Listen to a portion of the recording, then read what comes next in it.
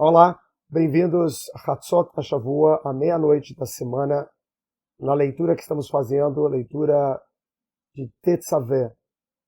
Tetzaveh, uma construção, né, do verbo comandar, e aqui várias instruções muito relativas à forma, né, menos ao, vamos assim, ao conteúdo e mais à forma, onde nós temos a apresentação de vários dos objetos, né? Lembrem que nós estamos na construção do tabernáculo, que é esse espaço de vínculo entre os humanos e o Criador, e esse espaço também, digamos assim, ritual, que está sendo construído para esse período temporário do deserto. E nós entramos realmente, já na semana passada, nessa pergunta sobre a materialidade das coisas, a forma, não só pela descrição de todos os objetos que agora, nessa leitura, continuam sendo descritos, né? Principalmente a menorá, que é o candelabro de sete braços, mas essa estranheza da gente começar a falar de materialidade, né? Da construção não só de um espaço físico, mas a construção também através de materiais que são descritos minuciosamente e prosseguem aqui. Nesse trecho também a gente tem empossado o personagem que é Aaron, o irmão de Moisés, que já tinha uma participação desde a história lá, né, de quando Deus se apresenta e Moisés reluta em aceitar a tarefa de retirar os hebreus do Egito, e a sugestão de Deus é de que ele use o seu irmão como interlocutor, Moisés que dizia que tinha dificuldade de comunicação, mas agora Aaron está sendo empossado como um sacerdote. que é uma outra dimensão também de materialidade, né? Até hoje nós temos dificuldade com o sacerdote, agora eu estou falando obviamente em termos mais amplos, pode ser o rabino, o padre, o imã, esse personagem de carne e osso, assim como a casa de Deus é uma casa, né, esse espaço, né, onde há essa imanência, essa presença de Deus, é construído de material, o representante, que aqui na tradição judaica tem uma função, no passado era uma função realmente conectora, espiritual, ritual, mais ritual, né? Era um conector, né, com a dimensão espiritual. É de carne e osso, são pessoas. Nós vamos ter o relato mais adiante dos filhos de Arão, que são também consagrados como sacerdotes, né, da tribo, né, de Levi, todos eles são da tribo de Levi, né, no texto bíblico, e essa materialidade desse ser humano, os filhos de Arão, vão ser consumidos por um equívoco. Então, assim, o equívoco, né, que é a história de todos esses personagens sacerdotais, eclesiásticos, que por serem de carne e osso, tal qual a construção dessa casa de material, é obviamente um lugar de tensão. Você esperaria que Deus estivesse presente no estudo, na meditação, na oração, não num espaço físico. E você não esperaria que fosse mediado por um ser humano que vai apresentar defeitos e, através da história, a corrupção do material humano, né? Dessa matéria física, que são sacerdotes, que são esses personagens que personificam as tradições, e a incapacidade desse recipiente humano de tal altura. Então, novamente, a mesma dificuldade de entendimento aqui de como lidar com essa substância, dessa materialidade e dessa forma que, obviamente, não consegue contemplar e conter a dimensão espiritual. E a nossa conversa hoje é um pouco sobre isso,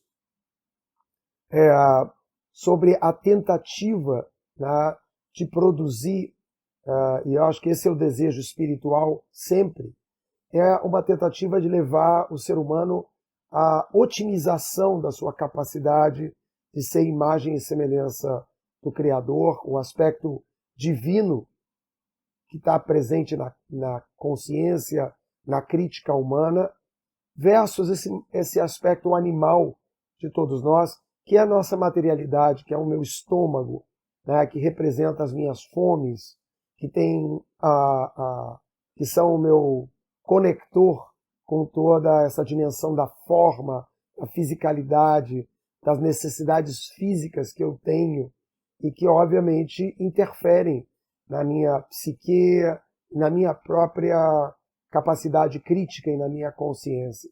Então somos na consciência, em parte, esses personagens impressionantemente abstratos, capazes de imaginar, de conceber né, valores, utopias, e somos esses personagens fracos que a todo instante estamos sucumbindo ali à nossa pequenez, às nossas fomes e interesses constantes. Então acho que aqui vem o nosso tema, né, desse trecho que é sobre comando, sobre direcionamento do espaço espiritual. Na verdade é sobre isso que eles estão falando. Apesar de eles estarem falando sobre um lugar físico, e agora vai ter a roupa desse sacerdote, os objetos, né, como eu disse, alguns que têm um simbolismo, né, a menorá que é essa forma estilizada de representar uma árvore. Né? Se você olha o candelabro, ele né, na base, ele tem o que seria essa ligação com as raízes que estão debaixo do solo, então elas não aparecem. Né? Então a base vem com uma estrutura que se assemelha a um caule, né, a um tronco, que abre em galhos, né, como uma árvore. E essa representação, ela é a representação desse esforço espiritual, que é sair da materialidade da terra, da raiz, né, e conseguir por um processo se abrir, né, se expandir na direção, quase como se fosse um radar, né, na direção dos céus, do abstrato, e é a grande representação humana, tentar sair da sua materialidade, da sua forma, que é que nos constitui de maneira absurda.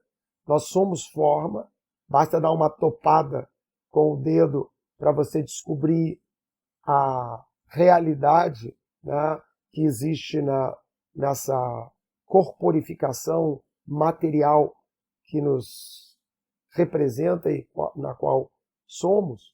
Ao mesmo tempo, somos também esses galhos tentando, pela crítica, pela consciência, se expandir em direção ao aspecto divino. Então existe aqui uma coisa que é muito interessante. A abertura do nosso texto vai falando sobre o óleo, né? Que essa menorá, ela vai precisar de um óleo muito puro. O óleo, na verdade, era o combustível do passado, né? E esses 7 braços seriam acesos com uma nertamid, uma luz eterna, que era mantida através da combustão desse óleo, que era um óleo de oliva, Shemen Zait Zar, né? Um óleo de oliva puro, né? Como esses que a gente compra, né? Que muitas vezes nos enganam dizendo que é 100% puro. Tem um amigo que trabalha no ramo e me diz que 100% óleo de oliva custaria, né, com pureza 100%, custaria valores astronômicos. Então a ideia de produzir esse óleo é para nós talvez uma metáfora interessante para a gente adentrar essa relação entre matéria e espírito, que eu acho que é a grande preocupação agora do texto que está saindo, como nós falamos, de uma narrativa histórica, numa construção que tem vários outros interesses, para agora basicamente falar sobre ritual, sobre como é a praxis, como é a prática dessa relação com o sagrado. E que, se a gente olhar em todas as tradições, há um estranhamento. Tá? Se você é, então, uma pessoa que plenamente imersa no século XXI, com uma mente científica, todas essas ritualizações que vão das mais, digamos assim, concretas, né, que têm substâncias, né? Nós que vivemos aqui no Brasil, a gente está sempre constantemente em contato com a Umbanda, né? Então aquelas oferendas que têm farinha, que tem cachaça, né? Que tem às vezes até um sacrifício, né? de uma galinha, de um animal, que representam esse desejo do ritual de abordar a conexão entre a materialidade e o espiritual. E na modernidade, a gente foi para um lugar mais digamos, clean, né? E a gente não tem mais essa materialidade, tanto, né, as tradições, principalmente bíblicas, né? Elas foram para um lugar de virtualização dessa relação, né, de uma prática que é toda ela cheia de forma e de materialidade, para uma prática que é de orações, de uma liturgia, de estudo, né? A tradição judaica faz essa ponte entre o material e o espiritual, é a oração, como na tradição judaica diz, a oração é a pessoa falando com Deus, e o estudo é Deus falando consigo. Mas vejam que nessa simbologia está o elemento da consciência, o elemento crítico do ser humano, né, a capacidade crítica do ser humano, que é ela que nos faz ouvir Deus. E da mesma maneira, a nossa oração, que é o sentido inverso da crítica, né, é, digamos assim, uma manifestação. E é importante aqui frisar que a oração ela não é só petitiva, né? Mas ela é, principalmente para a tradição judaica, ela é um lugar de agradecimento, é um lugar de memória do vínculo ancestral. Então, quando você está falando isso, é como se fosse um estudo ao contrário, e você está evocando o passado de valores, né, que qualificam você naquele vínculo com Deus, naquele pacto entre nós que somos tão representativos da materialidade e Deus que simboliza para nós o aspecto da nossa própria divindade. Então essa é a dramaturgia que a gente está ingressando. O drama dessa coexistência em nós de capacitações mundanas, materiais e capacitações críticas, espirituais, capazes de sagrar, tá? De viver num espaço sagrado, tá? Que é uma espécie assim, de reduto da nossa divindade, da divindade existente em nós. Conseguir montar algum território de sacralidade nos faz habitar na dimensão divina que existe em nós através da consciência, da capacidade criativa e da capacidade crítica, como comentamos em outros momentos. Mas então vamos olhar um pouquinho essas materialidades, porque elas nos ajudam a ver ali esse lugar de fronteira, de roçar entre o material e o espiritual. E como eu dizia, normalmente produz em todos nós se você for uma pessoa mais racional e tudo mais, um estranhamento que muitas vezes é definitivo e as pessoas, não, até aí eu não consigo, né? Passar esse limite eu não consigo. Mas vamos tentar colocar isso em alguma reflexão. E lembrando que lá no passado havia um desejo muito grande do ser humano de usar a sua crítica para falar sobre coisas que você não enxerga, que você não vê. Veja que nós todos hoje usamos a ciência, né, para a gente extravasar essa capacidade imaginal do nosso cérebro. Nós fazemos ficção científica, que é parte fundamental do avanço criativo e científico humano. Quando a gente vê lá atrás aqueles desenhos de Michelangelo e de outros mestres que faziam desenhos, né, com designs, né, que eram totalmente fora do seu tempo, né, e vamos encontrar né, tentativas de produzir um helicóptero, de imaginar como seriam aviões. Então, assim, a imaginação humana sempre foi um elemento fundamental para a nossa criatividade e para a nossa conexão com esses braços abertos da Menorá, querendo, né, abraçar não só a espiritualidade no sentido esse esotérico que a gente hoje na modernidade separa tanto da ciência, Mas a própria ciência, a gente imaginar que vai ter carro voador, que as pessoas vão poder se teletransportar, né? Esse imaginal, ele é o imaginal criativo. E ele é o imaginal do critério. E ele é o lado divino que existe dentro de nós. Então, há um desejo num mundo que não conhecia nem sequer a matéria. Nós não tínhamos uma tabela periódica para entender o que é cada um dos elementos que fazem parte não só do nosso dia a dia, mas da minha pele, da minha carne, né? Do carbono que existe em mim. Eles não têm essa informação, mas eles têm o imaginário. E é nesse imaginário onde o ritual é uma espécie de ficção criativa e do critério, sempre abordando essa metáfora entre a conexão do material e dimensões que são imaginárias, espirituais. Nós todos sabemos que até quando a gente fala a palavra espiritual, e isso está ligado, por exemplo, a essa ideia de que a gente tem um corpo e uma alma, que alma que é nada?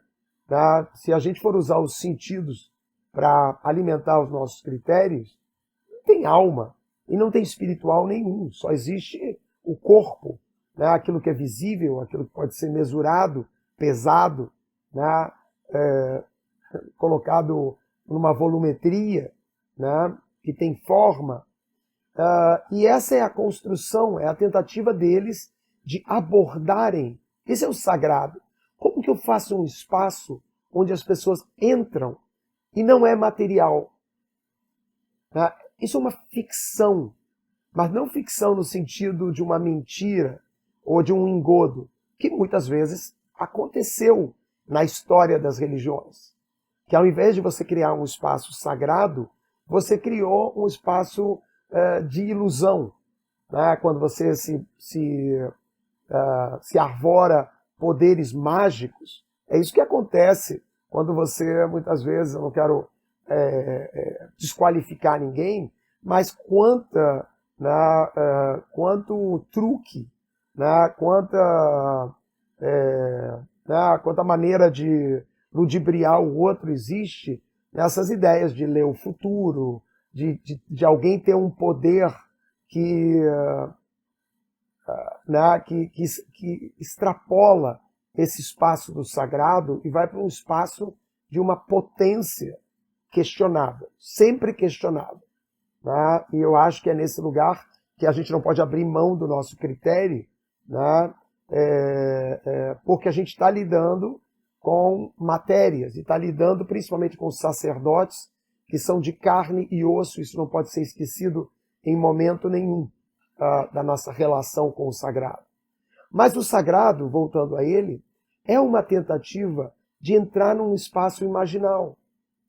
E claro que existem os riscos de entrar no espaço imaginal, porque ele pode deixar de ser imaginal e ele pode virar delirante.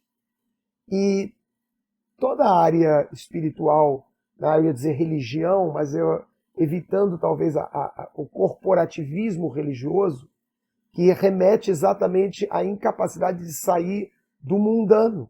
Porque muitas vezes o corporativo das religiões, né, é a sinagoga. Né, a sinagoga, o dinheiro para manter a sinagoga, o rabino, que é o sacerdote, que tem o seu salário, que tem suas ambições, que tem sua materialidade. E obviamente eu estou falando do rabino, mas isso existe obviamente, quanto mais corporativo, mais poderosa for a religião, vejam isso no catolicismo, esse corporativismo, né, essa materialidade da igreja, da sinagoga, né, que é mundana, totalmente mundana. O poder é sempre mundano. Então, assim, as hierarquias, as questões que existem em cada uma das religiões é mundana, totalmente mundana. E basta ler a história das religiões, principalmente das religiões que têm muito poder, para você ficar chocado com quão mundano é toda a dimensão corporativa das religiões. Mas, ao mesmo tempo, o esforço que está aqui presente em Tetzavé é de produzir o sagrado. E o sagrado, ele parte da materialidade. Esse sagrado que a gente quer construir, assim, na praia, olhando o pôr do sol, e somente no espaço abstrato, que é a menorá só com galhos, sem aquele chão, sem aquela a corporificação material que leva à raiz, que leva à terra, você não vai conseguir produzir o sagrado. Você vai produzir um outro tipo de delírio. Há o delírio da materialidade da raiz, que é aquele delírio do sacerdote corrupto, do sacerdote que é pedófilo, né? Isso é uma corrupção pela incapacidade de transcender o mundano. Mas existe também a heresia de estar só nas nuvens, de estar só no abstrato. Porque se você não ancorar nessa materialidade, primeiro você vai perder a dimensão ética, porque a ética é a luta desses ideais críticos, imaginais, versus a materialidade mundana da nossa constituição corpórea, da nossa forma animal, da nossa forma física, material, né? Então, o sagrado é a conexão, é a tensão entre esses dois aspectos. Só ali pode existir o sagrado. E primeiro, né, e aqui eu acho que vem de novo essa proposta ao próprio critério, a própria consciência, que eu acho que é muito, muito linda, é um esforço humano na direção do sagrado. Vamos tentar entender isso melhor. Vamos usar, né, estamos usando já a materialidade daquela representação da árvore, né, que é a menorá. Mas esse óleo que eu dizia, a tradição vai fazer todo tipo de explicação, onde ela está tentando desenhar para nós, apresentar um design de alguma coisa que não é real, que não está no mundano, que vai apresentar para nós, através desses mobiliários, desses objetos que são materiais, um espaço imaginal onde você, talvez a gente possa usar o virtual, é como se eles estivessem lá atrás e dizendo assim, a gente vai construir uma casa para Deus, mas essa casa para Deus, feita totalmente de matérias, quando você entrar por ela, você vai ter uma experiência virtual, não real. Não é só entrar debaixo de uma abóboda ou entrar num espaço físico. É entrar num espaço físico e, ao conhecer toda uma série de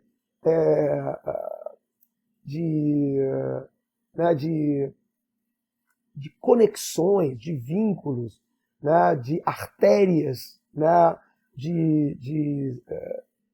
imaginais, aquele espaço se transforma num espaço imaginal.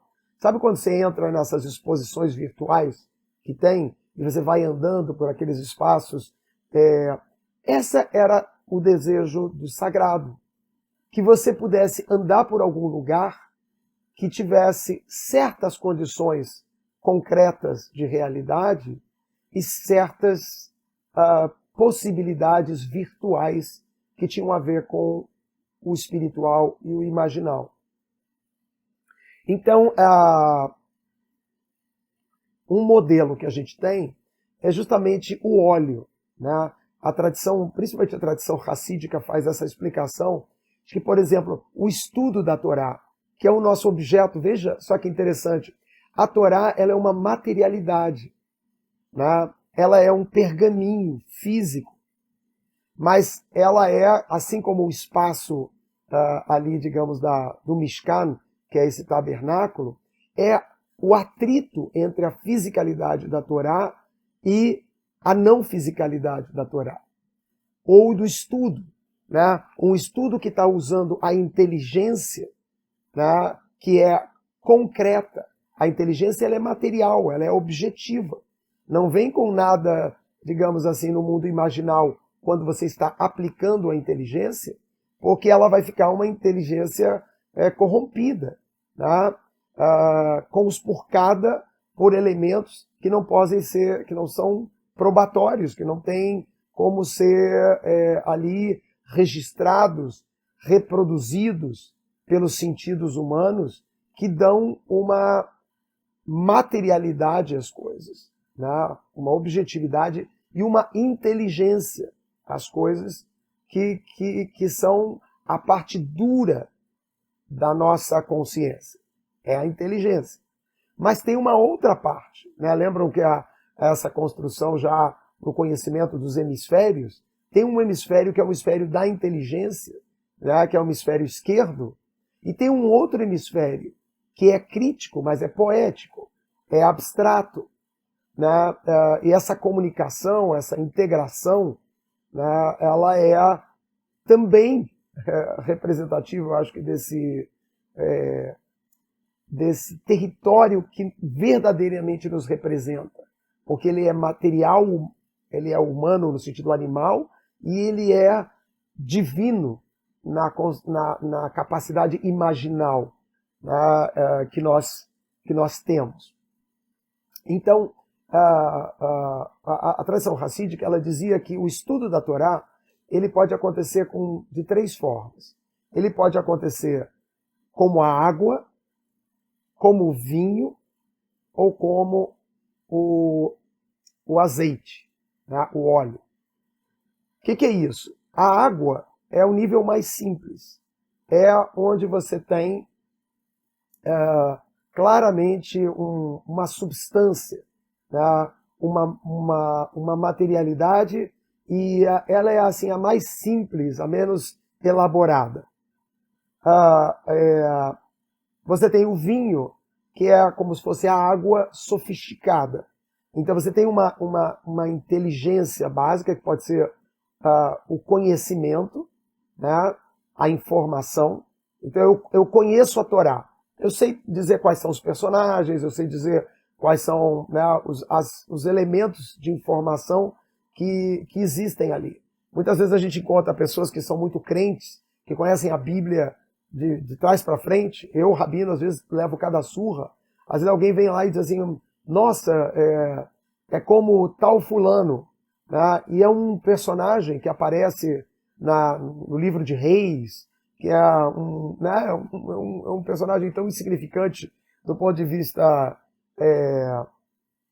né, digamos, das relevâncias do texto bíblico, mas aquela pessoa que estuda como se fosse água, num lugar simplório, ela pode ficar chocada. Você não sabe quem é esse rei que aparece lá em Juízes 32, 14.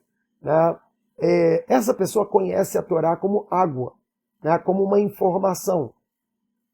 Ela pode conhecer como o vinho, que é essa informação, ela agora num outro nível, que é um nível de interconexão, onde ela consegue elaborar. Aqui já tem uma dimensão mais de sapiência do que de conhecimento. Né? Há um entendimento de como essas informações se interrelacionam e até mesmo uma capacidade né, de fazer leituras sofisticadas, né, de crítica literária do que você está lendo entre texto e contexto. Né? Não é só o texto literal, é o texto e o contexto. E existe esse terceiro nível de estudo, onde você quer... O que é o vinho? O azeite. Ele é diferente da água e do vinho, não só porque se você misturar a água com o vinho, eles são da mesma natureza. Vai ficar um vinho mais ralo, né? Ou uma água mais avermelhada, né? Influenciada, impactada pelo vinho. Mas se você botar o azeite na água ou o azeite no vinho, o azeite não vai se misturar. Né? Ele tem uma essência própria. Né? E assim acontece com o azeite. Se eu derramar azeite, né, numa superfície porosa, né, muito diferente da água e do vinho,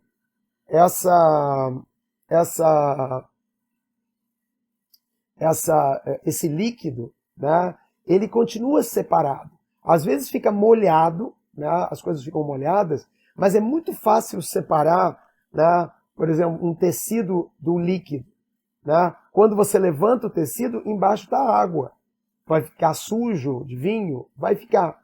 Mas o conteúdo da água e o conteúdo do vinho, eles extravasam. O azeite, ele tem uma outra propriedade, né? Onde ele vai se misturar com o tecido. Ele vai se transformar na mesma coisa que o tecido. Ele não vai vazar, né? Ele vai poder ser absorvido, né? E se transformar numa mancha naquele tecido. Né? Ele se transforma na mesma coisa que o outro objeto. E aqui está esse interesse, digamos, de como estudar a Torá, que é como o mundo racídico interpretava e dizia, é quando você não vai só usar o critério. Por isso não é só um estudo no sentido intelectual, deixa eu desmembrar isso aqui, né, desmontar para poder reconstruir e ter maestria sobre um assunto. Não, é uma mistura, uma consubstanciação com aquilo que está sendo estudado. Eu acho que para nós ajuda muito esse outro modelo que a tradição judaica usa, em que ela dizia que originalmente as tábuas, que são até tão mencionadas aqui, as tábuas que Moisés vai receber no Monte Sinai, e que é a nossa conversa da semana que vem, né, essas tábuas, né, que são representadas por todas as leis, são os 10 mandamentos, mas são as 613 mitzvot escritas naquelas duas tábuas que Moisés carrega, a tradição judaica diz que as tábuas, no original, elas eram esculpidas, né? Como eram os mandamentos, né? Aquelas coisas, não matarás, eu sou teu Deus. Aquilo não estava escrito com tinta. Né? A tinta, como a gente tem hoje no pergaminho, quando eu leio a Torá num pergaminho, o escriba pintou né, com uma tinta especial as letras. Então, as letras, e acontece de tanto em tanto, as letras saem, porque elas são duas coisas diferentes. Uma coisa é o pergaminho, uma coisa é a letra. São coisas que estão superpostas, elas não se misturam e consubstanciam. Né? Elas são substâncias separadas. E, no caso de esculpir, o mais bonito, e a tradição dizia que não só ela era esculpida, a pedra, mas era vazada, de tal maneira que o que estava escrito nos mandamentos era parte da pedra, né? Na verdade, não existia um outro elemento, uma escrita em cima. Era a própria pedra e vazada. Portanto, era um vazio da própria substância. Não existia nenhum elemento estranho, sobreposto ou interposto com a pedra. E não só essa é uma imagem para o estudo, né? Que o estudo ele não é uma tentativa só de entender. Ele é uma tentativa dele perpassar você, né? De você se sentir iluminado, daí a menorá, né? essa candelabro. Iluminado é diferente de alguém que tem maestria intelectual, de inteligência, né? Sobre um assunto. Quando você domina um assunto, existe um plus. Realmente é como num jogo de damas, em que você vai lá construindo uma teoria. Quando você chega ao eureka, né, você chega na dama. A partir dali você tem uma graduação que você consegue, como num jogo de dama, não ser mais um peão que anda de passo em passo, mas você pode se deslocar de uma maneira muito impressionante. Então já existe uma iluminação crítica quando você domina um assunto.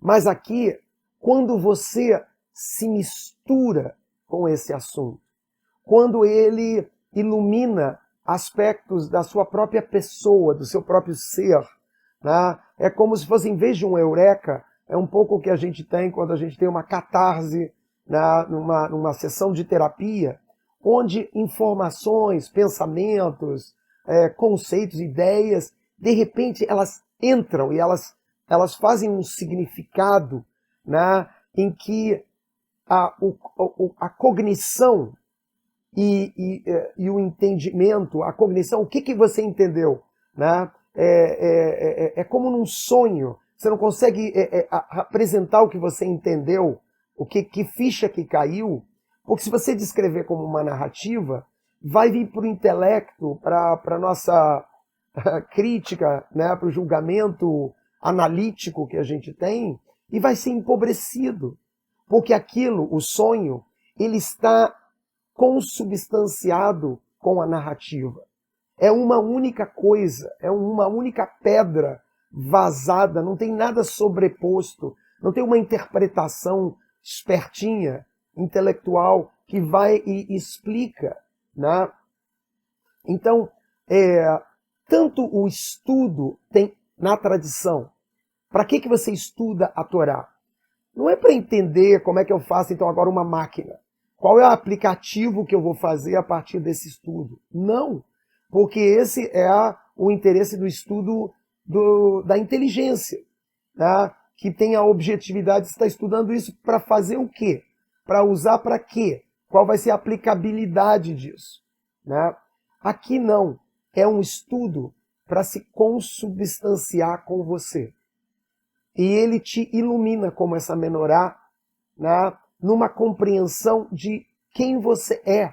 Talvez ilumine, né, com aquela vela dentro de você, aspectos tanto dessa materialidade mundana que sou eu e você, como também esse aspecto divino que sou eu e você. A gente acha que o material e o mundano eu vejo, que é o meu corpo. Mas nem eu entendo o mundano de mim. Quantas vezes eu me pego surpreendido de maneira negativa com a minha pessoa. Como eu sou uma pessoa que se apresenta de uma maneira decepcionante para mim mesmo. Ali eu descubro a minha materialidade que eu nem conhecia. Então, assim, eu conhecer meu corpo não é a minha materialidade. O meu mundano é a minha pequenez, é a minha arrogância, é meu egoísmo, né? Que eu só conheço, nem isso eu sei. Eu preciso de uma lâmpada para enxergar o mundano que existe em mim. Senão eu sou traído também por esse corpo que não me diz nada sobre o quão mundano eu sou. Imagina em relação aos meus aspectos divinos, que não tem sequer essa fisicalidade, essa visibilidade física do meu corpo. Então, esse é o objetivo do estudo. E qual é o objetivo da reza, que é o contrário do estudo? Né? O estudo é eu, talvez, evocando pela minha crítica essa percepção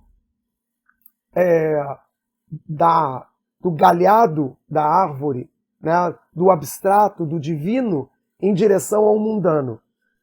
É o entendimento, a iluminação do estudo. Mas o que é o ritual e a oração?